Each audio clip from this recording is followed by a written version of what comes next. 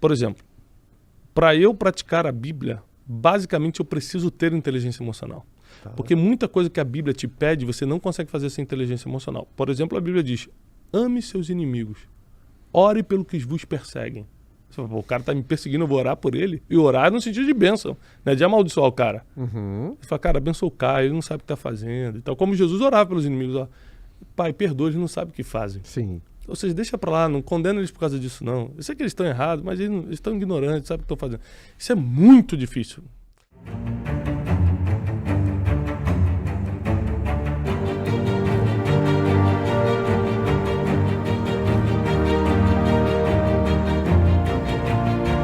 Primeiro, antes da gente falar a parte da espiritualidade de Israel, é bom lembrar que Israel é um país de primeiro mundo.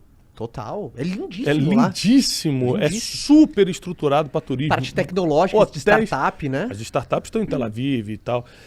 Hotéis de primeiro mundo, restaurantes maravilhosos. A gente tem que lembrar que Israel é um país super, ultra, mega preparado para turismo.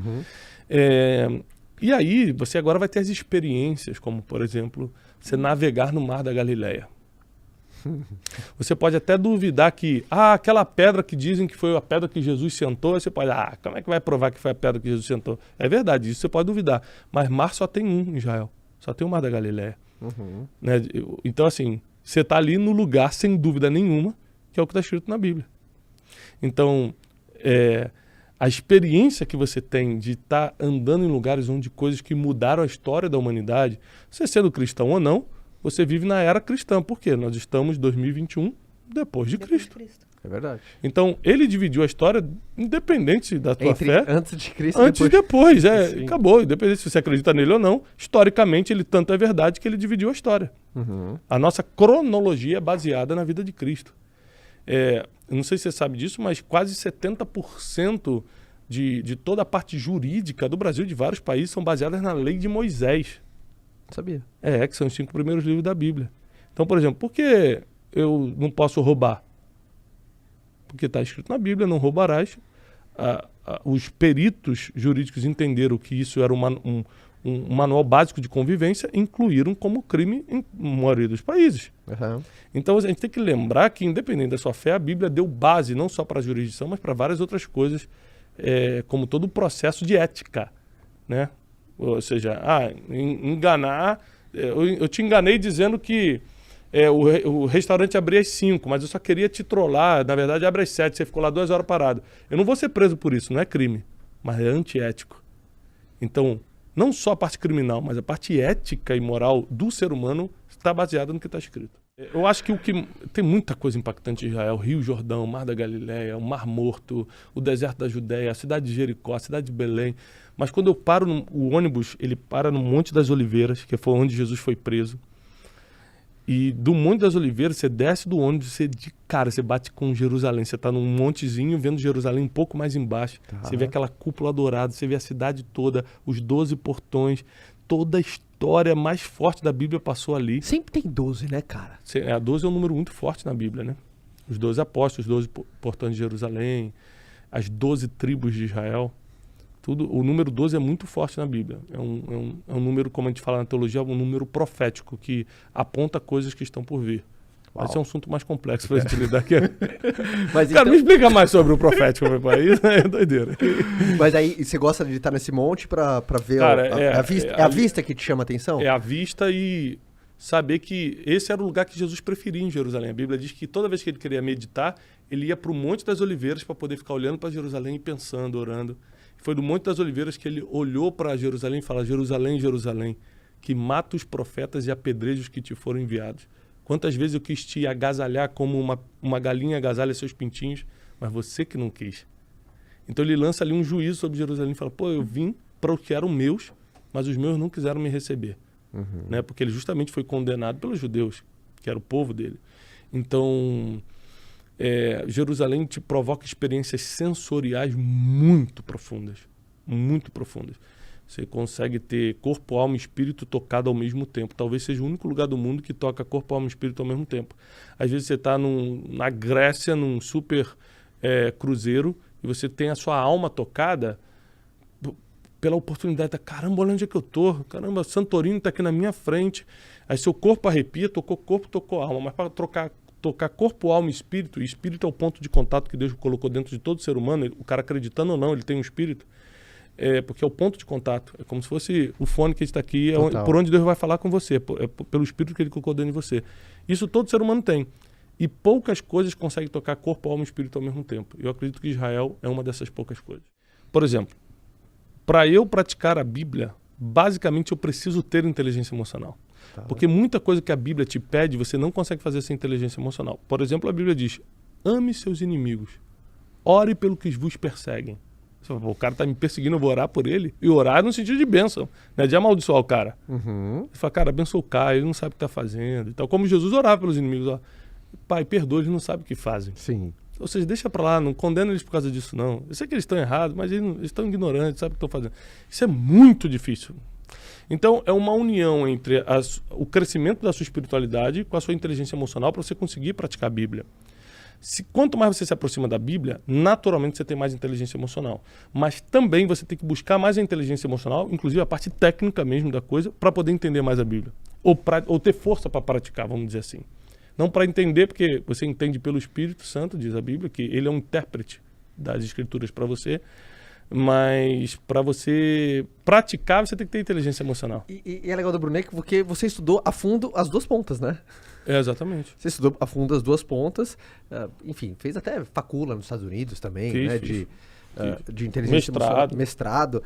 E toda hora você vê batendo aqui, toda hora que você fala assim, já vi de onde veio isso daí. Tem isso daí ou não? Cara, quando uma pessoa fala de um assunto, não entendi. Não, por exemplo, quando você vê alguma coisa da inteligência emocional que nada mais... sim, não, isso acontece... Puta, isso aqui tá lá. Sabe onde é que esse conflito acontece muito? Eu vejo, às vezes, um cientista anunciando uma parada. Gente, a Universidade de Glasgow descobriu, olha, no último descoberta, que a felicidade está no compartilhar. Eles fizeram uma pesquisa e 100 pessoas ganharam 10 libras para gastar consigo mesmo, mais 100 pessoas ganharam 10 libras para gastar com outro. E 96% dos que estavam felizes estavam no grupo dos que compartilharam. Vocês estão brincando comigo. Isso está escrito na Bíblia há 2000 anos. Então o cara vai anunciar agora na Universidade de Glasgow que agora que descobriram o segredo da felicidade, mas a Bíblia fala que é melhor dar do que receber, que o senso de você estar cumprindo o teu propósito está em você ajudar os outros. São tantas bases bíblicas para isso. Então eu acho que a Bíblia dá respaldo para a ciência dá respaldo para a Bíblia, eles não são inimigos, até porque tudo que deu certo na ciência, a Bíblia já dizia 2000 anos antes. Então, o que eu mais me surpreendo é com a inteligência emocional também. Por exemplo, qual é uma das bases da inteligência emocional? O autocontrole. Verdade. Sem autocontrole não tem inteligência emocional. É a base da inteligência emocional. Aí você vai ler a Bíblia, 2000 anos atrás, não tinha inteligência emocional ainda. A Bíblia fala que o fruto do Espírito, primeiro, é domínio próprio. Ou seja, quando você tem o Espírito Santo, que é a parte sensível de Deus em você, a primeira coisa que você ganha é o domínio próprio, que nada mais é do que o autocontrole. Então, o fruto do Espírito é um nome teológico para a inteligência emocional. Por que você acha que o mundo em si ele é tão carente de prova? Tipo aquela coisa, precisa ver para crer. Esse ditado que dói, né? Quando a pessoa... E tem muita gente que é convicto, não precisa ver para crer. Precisa ver para crer, precisa ver para crer. Por que você acha que o mundo assim é tão carente? E como é que foi para você essa experiência de ver para crer? Porque é uma coisa... Você concorda que o ver para crer é meio que antagônico à fé? Porque fé é meio que quando você tem 100% de certeza em algo com zero de garantia. Você não precisa ver, exatamente. Você está no escuro e tá caminhando que você sabe que vai chegar. Né? Então né?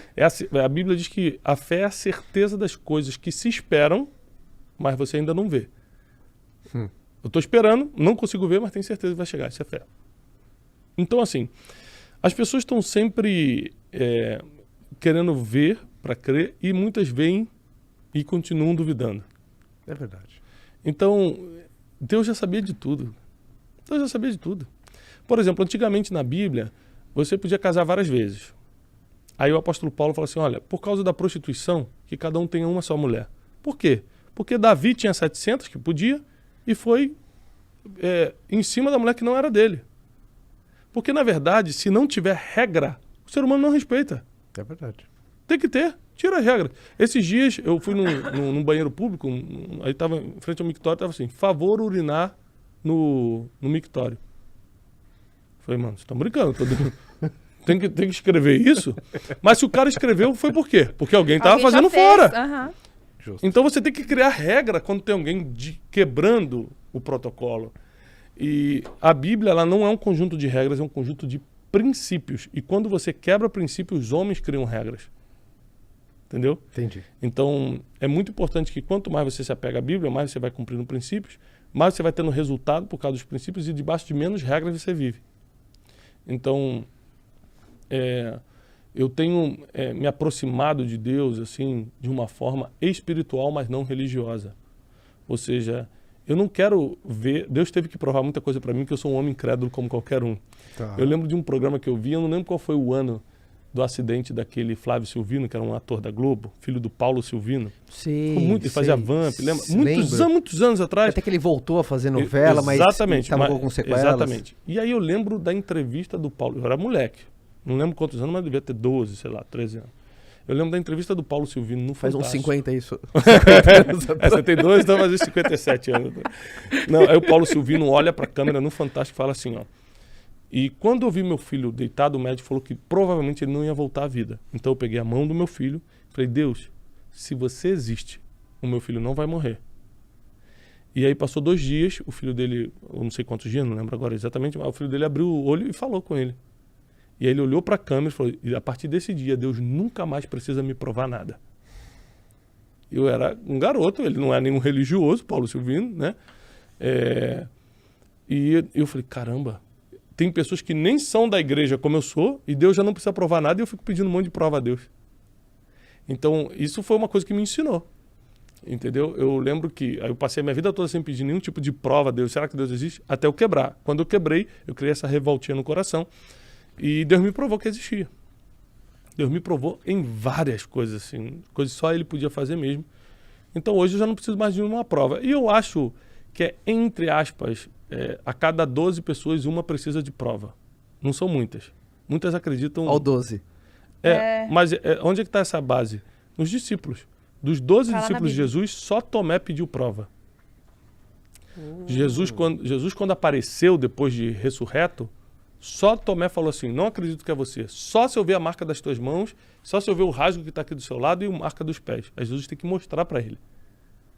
Ou seja... Por que as pessoas já chamam outro de Tomé, precisam ir para crer, né? É isso aí. Né? Por causa do discípulo Tomé, do apóstolo Tomé, que pediu para ver, porque não estava acreditando que era Jesus. Jesus estava na frente dele e falou, não é possível. Não, mostra a mão aí então. E mostra também que Jesus não se ofendeu com isso, não se vingou. Você está duvidando de mim? Que nem a gente faria. Uhum. Jesus tá bom, vou dar mais uma chance para você. Porque Deus é misericordioso até o final.